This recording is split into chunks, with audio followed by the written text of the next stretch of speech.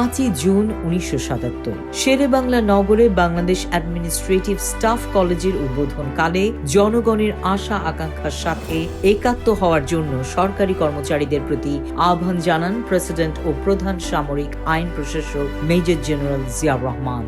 তিনি বলেন, জনগণ কি চায় এবং কি তাদের আশা আকাঙ্ক্ষা তা আপনাদের জানতে হবে, তাহলে আপনাদের নীতির লক্ষ্য এবং প্রশিক্ষণ সাফল্য লাভ করবে। প্রেসিডেন্ট বলেন, আমাদের জনগণের অধিকাংশই পল্লীতে বসবাস করেন। তাদের জীবনে দ্রুত পরিবর্তন আনার জন্য সমাজ ও প্রশাসন একযোগে কাজ করে যাচ্ছে। এই খাতে আরও মনোনিবেশের প্রয়োজন রয়েছে।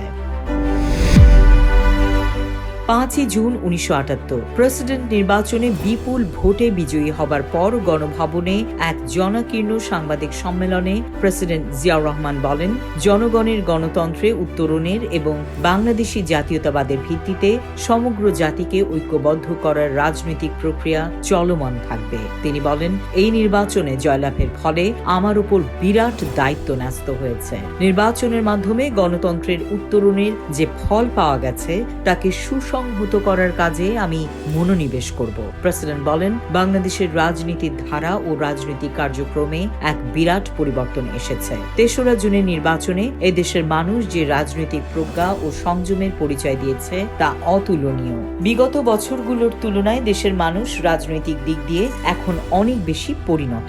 পরবর্তী রাজনৈতিক পদক্ষেপ প্রসঙ্গে প্রেসিডেন্ট বলেন, 1. সমগ্র জাতিকে ঐক্যবদ্ধ করার রাজনৈতিক প্রক্রিয়া অব্যাহত রাখা।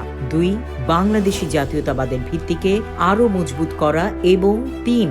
গণতন্ত্রে উত্তরণের প্রক্রিয়াকে অব্যাহত রেখে তা জনগণের স্তরে নিয়ে গিয়ে সুসংহত করা।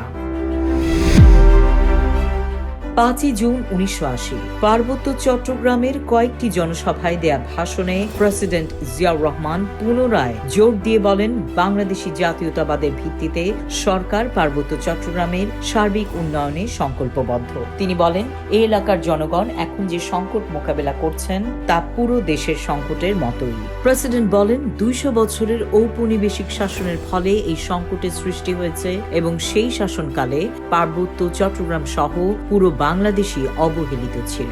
তিনি বলেন, স্বাধীনতার পর মাতৃভূমির উন্নয়নে আত্মনিয়োগ করা বর্ণ, গোত্র, ধর্ম নির্বিশেষে সকলের দায়িত্ব। তিনি বলেন, বর্তমান সরকার দেশের সার্বিক উন্নতি বিধান করতে চায় এবং তার কাজ এগিয়ে চলেছে।